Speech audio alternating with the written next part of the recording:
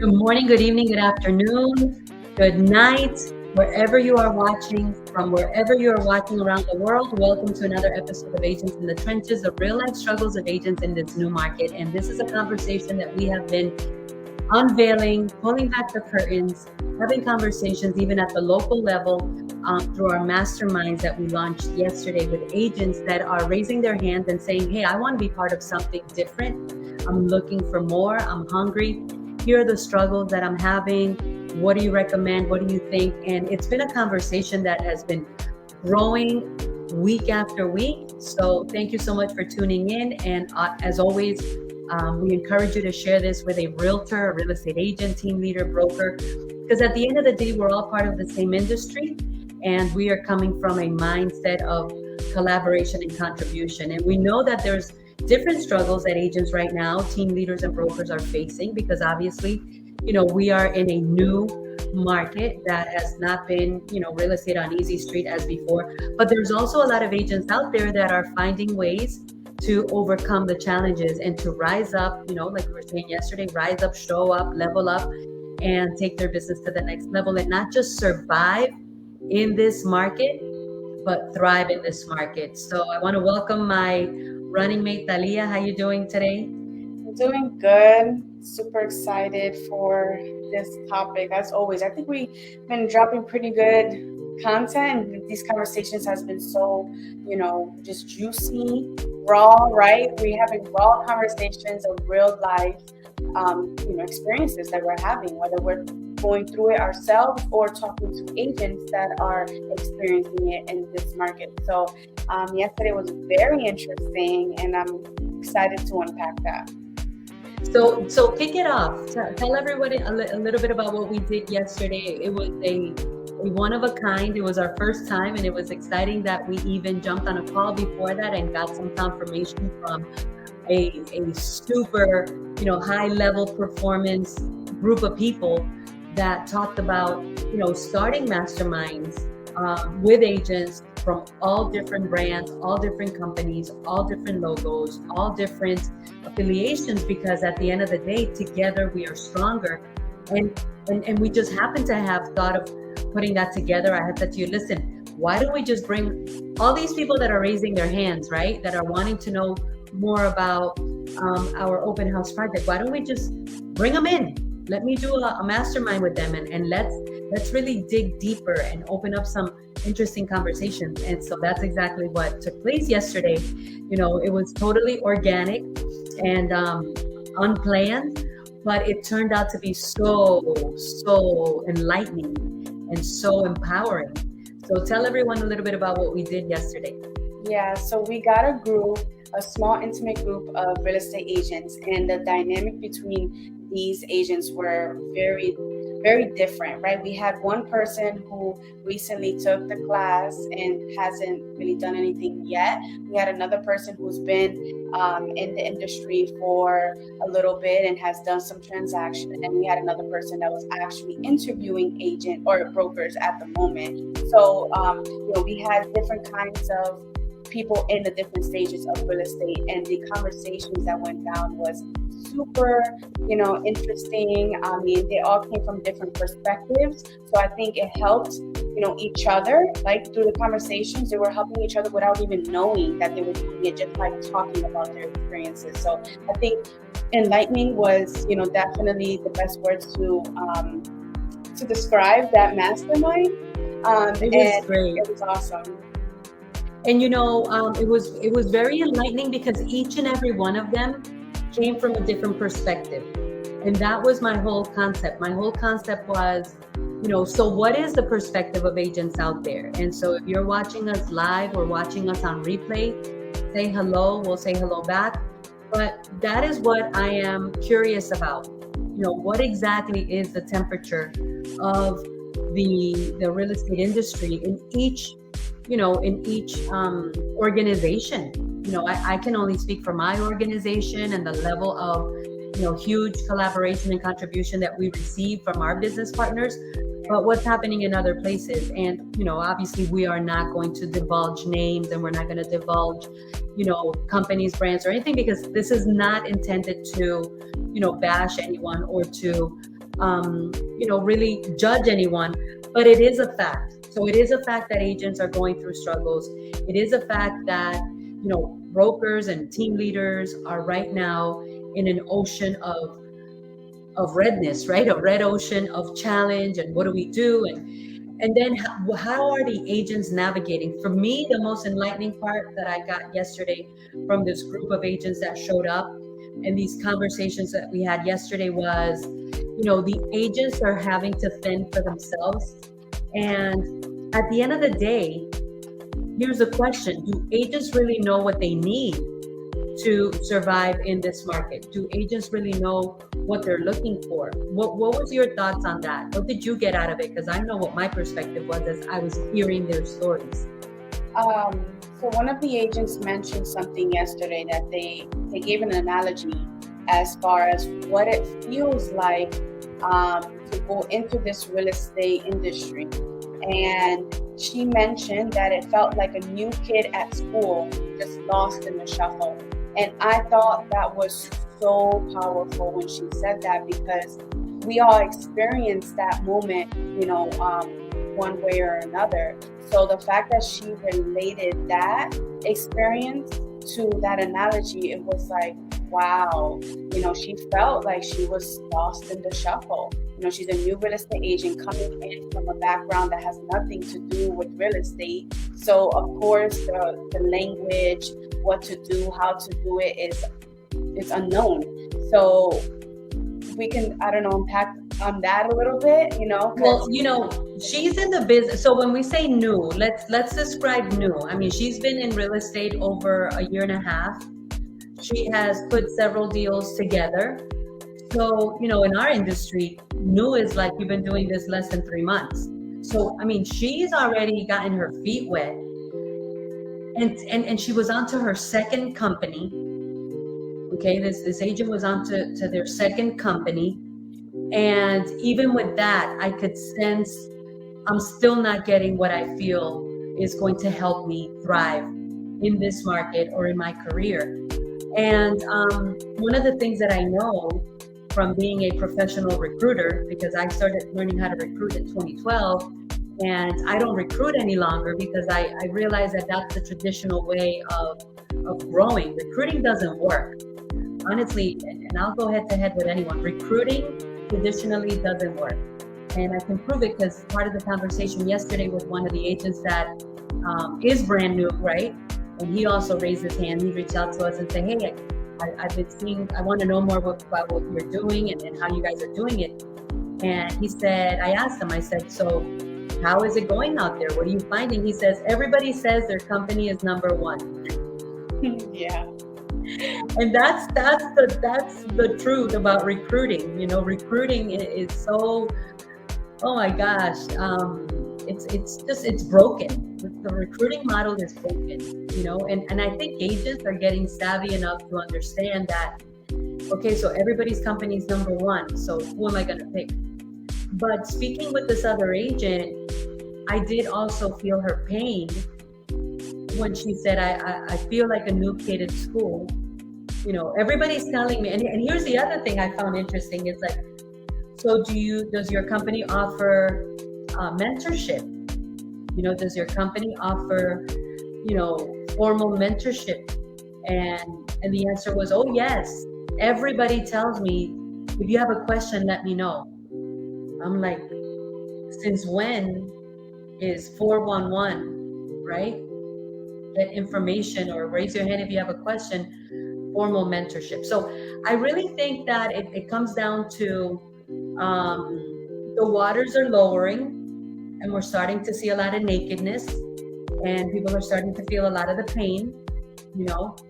We spoke to another person. I'm going to say person. I don't even want to say if it's a he or a she, a person that shared with us that they had lost 2 transactions for almost $1 million total volume because their leadership took days to get back to them. Their leadership took almost 3 to 4 days to get back to them. And I was like, oh, the pain. So guys, the struggle is real. So drop it in the comments. You know, the struggle is real. Let's activate the chat a little bit.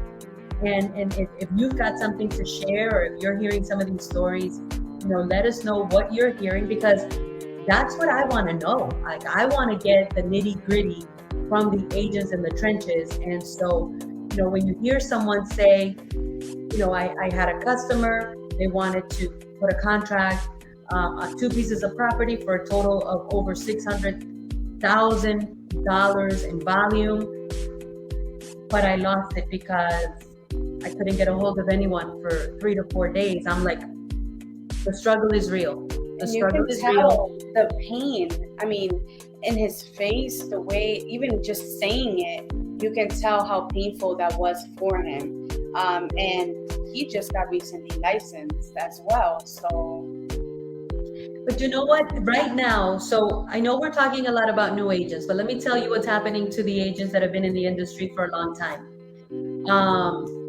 They're feeling the pain as well, because the lead sources are not. Listen, let's put it this way. It's real simple, okay? And a lot of us get filled with ego. And when you ask someone, so how's business? Oh, it's good, everything's good. We already know that interest rates took away a large portion of the first-time home buyer market, okay? We already know that the ratios, the LTVs, the loan-to-value ratios and the income ratios, and are not meeting. You know, the ends are not meeting. So that's a challenge. We already know that a lot of the top listing agents are ending up with inventory sitting there because the prices, you know, are not where the sellers wanted. And even if they could get the prices they wanted, their question, the seller's question is, where am I going to go next? Where am I going to go next? And how do I know this? Because you and I got in the trenches in the month of January, February. We were having conversations face to face, nose to nose, toe to toe with for sale by owners that expired, right, Talia? Yeah. And that's what they were saying. Listen, my listing expired, but I can't get the money I was expecting to get from it before. So right there, we lost another large segment of the market. And then you have for sale by owners that are also in the same boat. I'm not able to get the amount of money that I wanted to get on my property. And even if I did, where am I going to go next? So even agents that have been in the business, and let me tell you the people that are feeling the most pain, because I know this is new to a lot of people, but remember, this is not my first rodeo. I've been around since the year 2000. I've been a broker since 2005. I survived the horrific 2008 market crash. So the people that are hurting the most are the people that got into real estate. I'm going to tell you exactly when. 2018, 2017, and now. Because they got spoiled to not needing a lot of skills to put deals together. So when you are on the Titanic and the Titanic is afloat, and you are cruising on a breezy, sunny, tropical, ocean of just crystal smooth waters, and then all of a sudden now all hell is breaking loose. You don't have the skills of knowing how to swim, and now the Titanic is taking on water. You remember me telling people in 2021, listen, you got to learn, you got to level up with your skill set. You got to know the conversations. You can't show up, you cannot show up to a conversation with a buyer or a seller and start umming. The customers know you are Mickey Mouse if you're showing up and you're or you don't know the questions to ask. Guys, Talia, what's the number one thing you have to do when you're in a conversation with a buyer or seller? Do you recall? Ask questions. You gotta ask questions. If you don't know what questions to ask, you are done. You're done. You're done. You're done. And Talia, how easy is it to know how to ask questions? Be honest. Let's have a transparent moment. It's not easy. It's not easy. I'll be honest with you. I mean, I still struggle with it. I know what I want out of the conversation. So I think when you're like attached to that, it's like, you start thinking about that and not in between. So obviously you have to build a conversation. The person that's asking the most questions is the one that is actually in control of it. So I think it's a lot of pressure. But it's not simple. And that's one of the hugest struggles is, listen, you're in real estate. You've been in real estate since the year 2018. You got used to being able to, everybody wanted to sell. Guys, how hard is it to go talk to someone that's going to liquidate $200,000 on their property, $300,000 on their property? I mean, how hard is it to do that? I'm not saying it's easy, but think about it. But now, those same agents that were, stacking and racking listings, and they were flying off the shelf like this, and multiple offers, and they were selling for $60,000, $100,000 over asking price. Now they gotta level up. They gotta get up, show up, and level up. And now it's a new conversation. So, what do you think, Talia? Come on, bring the fire, girl. I wanna get into a little bit of the struggle, as far as someone coming into the real estate arena, right? And they're getting a million calls from teams, brokers, companies, all of that good stuff. And now they start talking to the people and they're hearing everything under the sun, right? So from your perspective, you've been in the industry for 20 plus years and you've seen it all, right? So what are some of the questions that real estate agents should be asking the brokers to help, their decision making at the end of the day? So, the real estate agents need to understand that they are only as strong as the people that surround them. And, I may get, I'm going to take a leap of faith here, and I'm just going to speak from the heart. When I got into being a broker and running my own Century 21 company, I recall my mentor said to me, you can't compete with your agents, right? I was like, what does that mean? And my mentor said, if you're going to grow an organization, and if you are going to,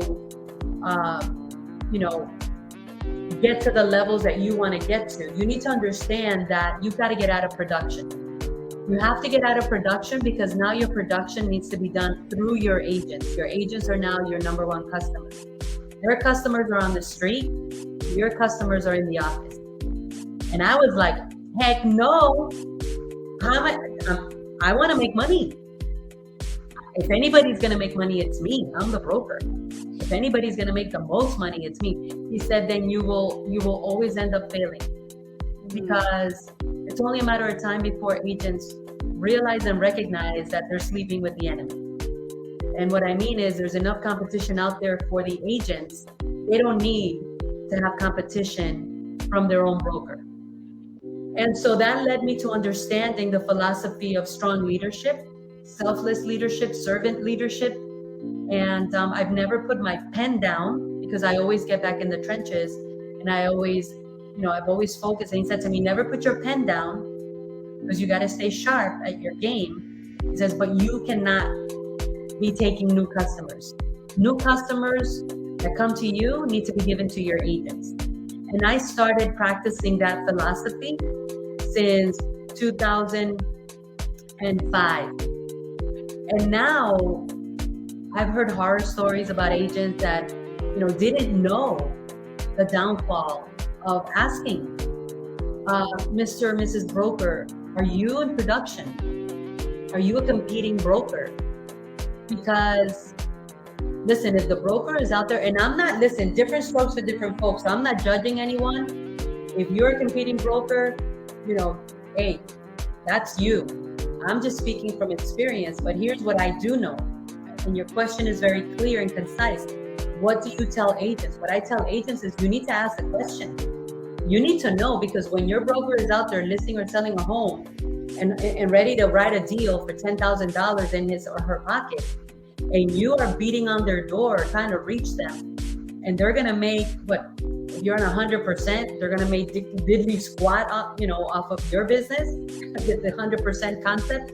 Or if you're at 80% commission, they're gonna make 20 cents on the dollar, versus them being able to, stack and rack $10,000. Listen, it doesn't take a rocket scientist. Who's gonna be priority? Their customer or their agent? So my philosophy is simple and clear, and I stand by it 100%, because I know what I believe in. If you don't know what you believe in, you're going to fall for anything. If you don't know what you stand for, you're going to fall for anything. So I know what I stand for, and what I stand for is any new customers that come my way, they're given to my agents. My friends and family, I decide what I do with them. Or, my past customers, I decide what I do with them. But normally, I still work with my agents because there's not enough of me to go around. So the answer is clear. Ask the tough question. Mr. or Mrs. Broker, are you the top agent in the company? Because a lot of companies, the broker is the top agent. Ask the tough question. That's, for me, that's priority. Because you can't expect to be a priority if your broker is treating you like an option. I'm sorry. Yeah. If you are an option, you can't expect to be treated as a priority. So that's a very important question. The other question that I would tell every agent, and you know what? Let me tell you something. Go back and re-interview your broker. If you didn't know this, right? Because you don't know what you don't know. If you didn't know this, go back and have a re-interview with your broker. Sit down and say, hey, can we have a do-over? Can we have a do-over? Because I know you told me you were going to do this, that, and the other. I'm not feeling it, or I'm not seeing it, or I'm lost. Feel free to go back and have a do-over with your broker, with your team leader, with your leadership. Why not? So that's my answer. I love that answer. And for me, it makes a lot of sense. I mean, I've never been a broker, but it makes a lot of sense when you're trying to create a culture and a team of people who are all striving to the same goal, right? You wanna encourage these people, right? You wanna pour yourself into these people, so like that, at the end of the day, they feel like I can lean on my broker for help.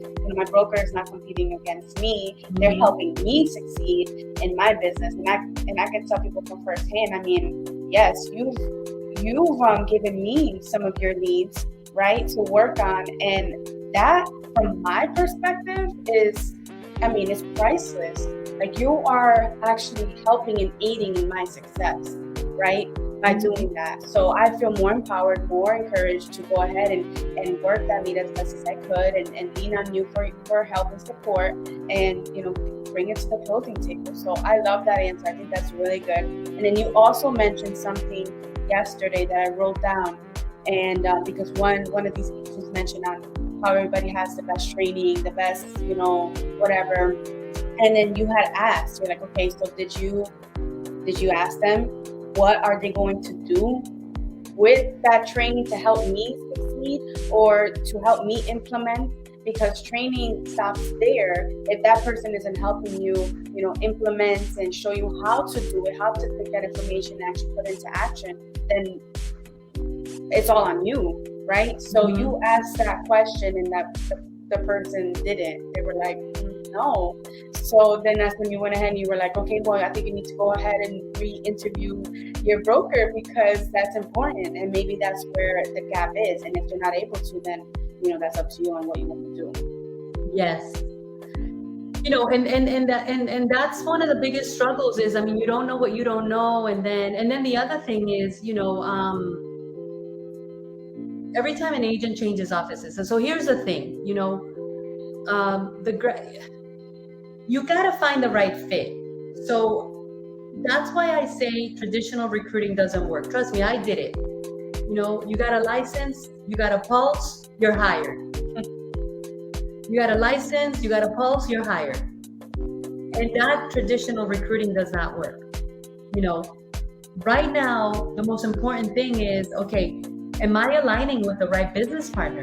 You know, yesterday I asked these people, I said, do you consider yourself a business partner? Do you consider your leadership your business partner? And they were looking at me like I had 5 heads. Because at the end of the day, when you are in business with someone and your profit is being shared, that is a partnership. Now, by the same token, I've got to give my fellow brokers, you know, some you know, backing. And you also have to make some tough decisions, man. If people are not coachable, if they're not trainable, if they're just gimme, right? If they don't even respond to your messages when you call them, if they want to treat you like you're their hostage, like you're their secretary, you know, you call me, I don't have to answer, but when I call you, you got to be at my beck and call. Listen, you got to pull the plug. That is a one-sided, lopsided, toxic relationship. That's not going to work. And you know, that's the struggle in our industry, is that traditional recruiting is all about, you got a license, you got a post, you're hired, and the agents don't know what they're looking for, right? So everybody's number one, but yeah, are you number one for me? Because that's the real question. So you got all these awards and you're number one, but where am I going to fit in your number oneness, right? How is that going to add to my bottom dollar? Or and you have to have these conversations. Now, there are some phenomenal, you know, brokers and team leaders out there that are focused on leveraging and helping their people grow. That's a healthy relationship where it's a mutual beneficial, mutually accountable, mutually, you know, prosperous relationship. Like, I'm here for you, but you show up for you and for me, you know, because otherwise, you know, a lot of brokers, I mean, are going through the pain of having a lot of agents, but they're the ones being held hostage. That's the honest truth. Listen, I've been there, I've done that. You know, you're hostage to the agents that are just gimme, you know, and at the end of the day, the moment you don't come through for them when they expected, how they expected, then, you know, you could have done 20 things right, but you messed up once, that's it. So culture, you know, culture. What is the culture of the organization you're part of? Are you a contributing factor to that culture? Are you a collaborator to that culture? You know, is it a win-win relationship? Are you sleeping with the enemy? Are you an option? You know, it goes both ways. You know, are you an option, or are both of you a priority to each other? Is there mutual respect and trust? You know, these are conversations that need to be had. I mean, I don't know, somebody's waiting for an invitation. You don't need an invitation. Send a text and say, we need a do-over.